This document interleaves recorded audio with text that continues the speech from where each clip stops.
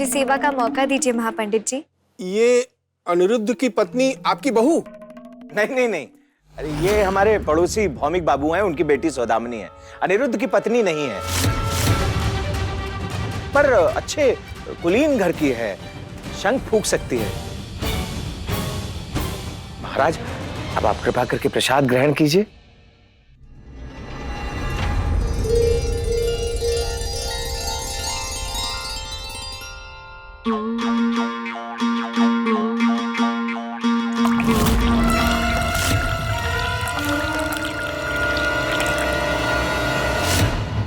इस पानी में कुछ गिर गया है। अब अगर महापंडित जी ने ये पानी पी लिया तो उनका अनादर होगा। और काका ससुर जी ने कहा था ऐसी कोई भी चीज ना हो जिससे उनका अपमान हो। क्या करूं अब?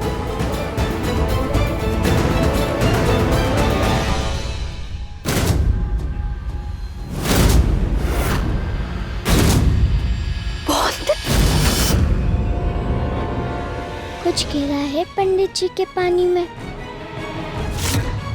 जल्दी से पानी बदल दो उनका, वरना अनादर होगा उनका।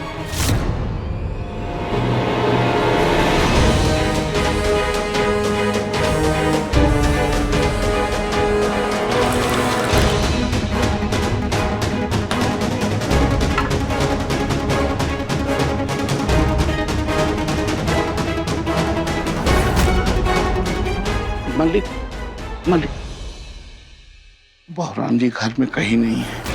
कमरे, बाग, बगीचे सब जगह छाल मारे। चुप एकदम। हाँ, पंडित जी के सामने कुछ मत भूलना, नहीं तो नाक तो कटेगी ही हमारी, गर्दन भी शर्म से झुक जाएगी। क्या पता नाराज होके एकादशी महापूजा का सम्मान किसी और को ना दे दे। बहू की खबर तो हम लेंगे, इस बार ऐसा दंड देंगे उसे कि जीवन भर याद रखेगी।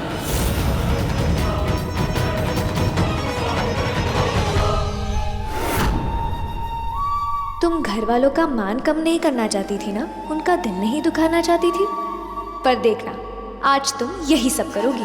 तुम्हारे कारण ऐसा तमाशा होगा इस घर में कि घर और अनिरुद्ध की जिंदगी से दोनों से सीधा बाहर हो जाओगी तुम आज।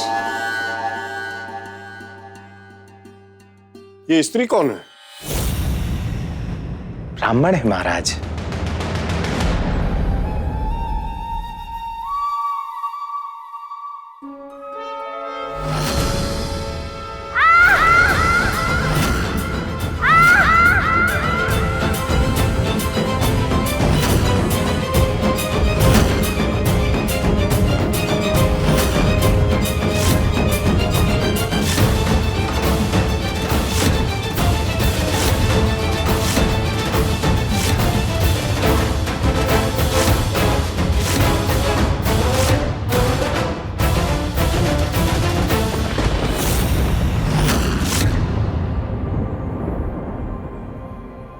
तुमने तो कहा था कि ये लड़का है यजमान, लेकिन ये तो लड़की है और पुरुषों का भेष बनाकर हमारे साथ प्रसाद ग्रहण कर रही है कौन ये? कोई मर्यादा का पालन नहीं है इस घर में।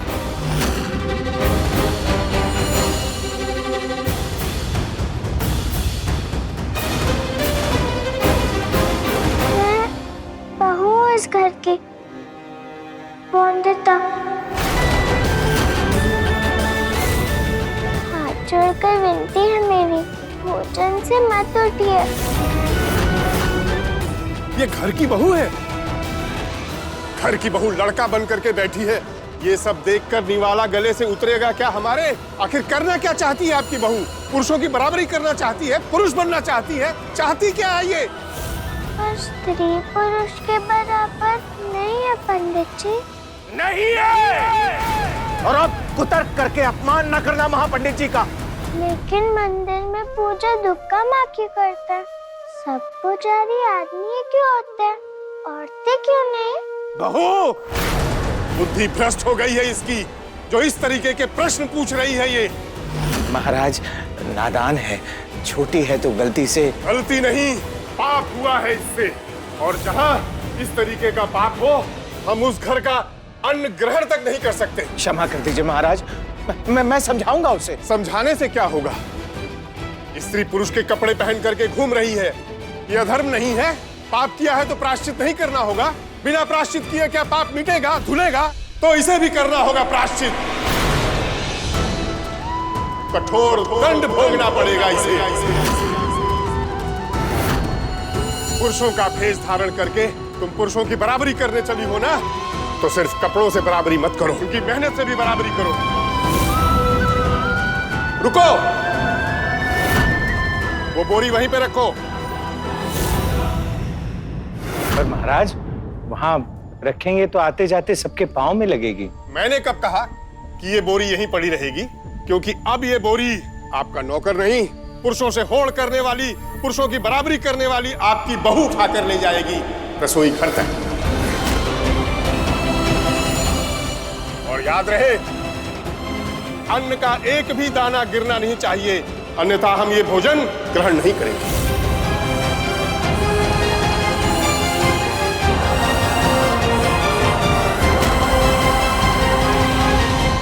बहुत भारी हो गई है तो। पुरुषों की बराबरी करने से पहले ये नहीं सोचा? अगर दंड नहीं लेना है तो ये कह दो कि लड़की कभी नहीं बराबरी कर सकती पुरुषों की। अब या तो दंड भुगतो या करो हमारा अपमान। ना ना ना ना महाराज, ऐसा ना कहें। ब्राह्मणों का अपमान किया तो ये पूरा परिवार नरक की आग में ना जलेगा। महाराज, सदियों से कमाई हुई इज्जत पल में खाक हो जाएगी। मैंने कहा था हमारे कारण कोई भोजन नहीं छोड़ना चाहिए। आपको भी भोजन नहीं छोड़ने दूंगी मैं। तुम ये दंड भुगतोगी ना बहू? सिर पे ब्राह्मण अपमान के पाप का बोझ जो चढ़ेगा, उससे तो हल्का ही होगा इस बोरी का बोझ। और याद रखो, ईश्वर तुम्हारे साथ है, वो तुम्हें शक्ति देगा। तुम्हारी दुर्बुद्धि सद्बुद्धि में बदल जाए, यही तो चाहती हो ना तुम भी? बढ़ो आगे बहू, करो अपने पाप का प्रायश्चित। एक बात अच्छे से समझ ले बेटा, विवाह के बाद हर लड़की को अपना सब कुछ छोड़कर अकेले ही जाना होता है। सब संस्कार अपनाने होते हैं ससुराल के। देख वंदिता, तू मेरी बहुत अच्छी बच्ची है, वैसे ही तुझे एक अच्छी बहू और अच्छी पत्नी बनना होगा।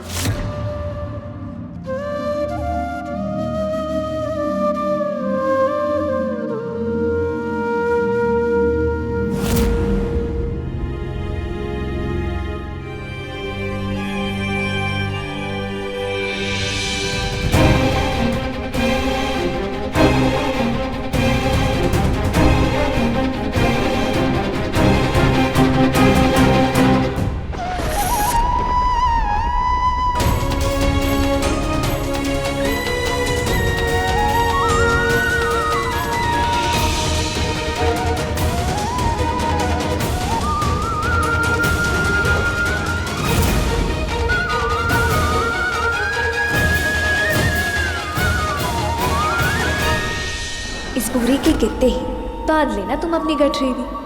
अब महापंडित के गुस्से की ज्वाला से कोई नहीं बचा पाएगा तुम्हें वंदिता। शाबाश मनी।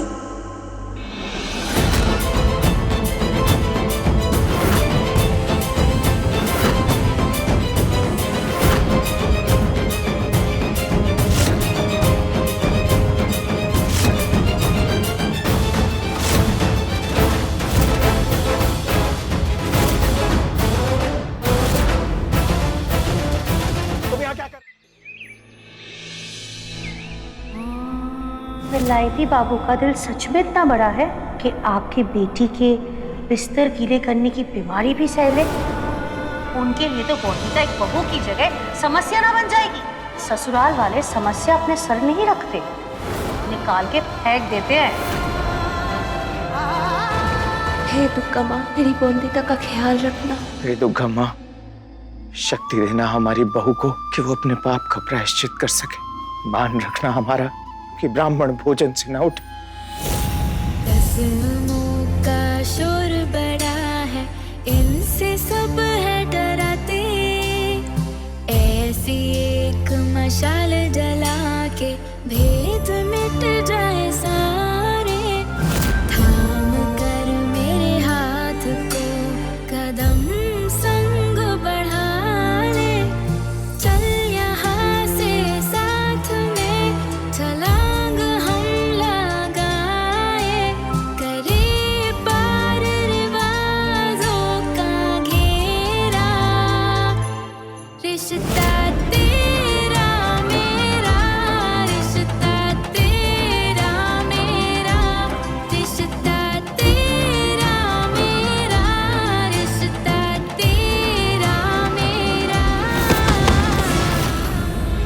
पाप का प्रायश्चित हो जाए और बुद्धिहीन को सबक मिल जाए।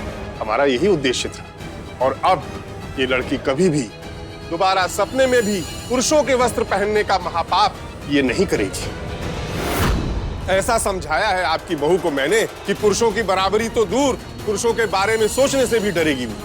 स्त्री पुरुष के कपड़े पहने तो इसमें कौन सा पाप है? क्या अधर्म क्या है इसमें पंडित जी? और अगर बात सबक सिखाने की है तो सबक मुझे सिखाइए। बौंदिता ने पुरुषों के कपड़े इसीलिए पहने क्योंकि मैंने उसे कहा था। अनिरुद्ध रोहित चौधरी ने कहा था उसे।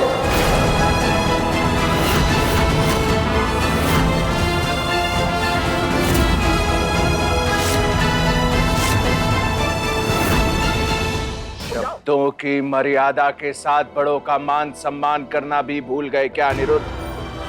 चलो माफी मांगो महापंडित जी से। गलती इसकी नहीं, पश्चिमी सभ्यता ने इसे अंधा कर दिया है। इसीलिए हमारी सभ्यता और संस्कृति की अच्छाइयां इसे दिखाई नहीं पड़ रही हैं। लेकिन हम तो समझदार हैं ना, भटके हुए को रास्ता दिखाना किसका काम है? हमारा ना। रास्ता तो मैं दिखाना चाहता हूं, एक खुली और नई सोच वाला नया रास्ता। इसीलिए मैं नहीं मानता कि कपड़ों का लड़का या लड़की से कुछ लेना देना है पंडित जी। लेना देना नहीं होता तो लड़कियों के लिए अलग तरह के कपड़े और लड़कों के लिए अलग तरह के कपड़े क्यों बनाए जाते हैं? लड़के लड़कियों की शरीर की बनावट हो या उनका काम, दोनों अलग है कि नहीं? पुरुष व्यापार करता है, खेतों में हल जोतता है, मेहनत मजदूरी करता है, अपने घर का बोझ उठाता है और साइकिल पे जाता है, वाहन चलाता है। इसलिए उसके वस्त्र इस तरह से बनाए जाते हैं ताकि उसको दौड़ने भागने में आसानी हो। मैं आपका ये तर्क नहीं मानता। क्यों? औरतें खेतों में काम नहीं करती, घर संभालने के लिए भागती दौड़ती मेहनत मशक्कत नहीं करती क्या औरतें? रहने दीजिए, बात अभी कपड़ों की हो रही है तो कपड़ों की ही करते हैं। आपने क्या कहा? कपड़े काम के अनुसार पहनने चाहिए, यही ना? इसीलिए मैंने बौंदिता को बटुक के कपड़े जानबूझकर पहना है। जानबूझकर? अरे बुद्धि घास चरने भेजती है क्या तुमने अनिरुद्ध? ऐसा क्या काम पड़ गया तुम्हें? योग करा रहा था काका।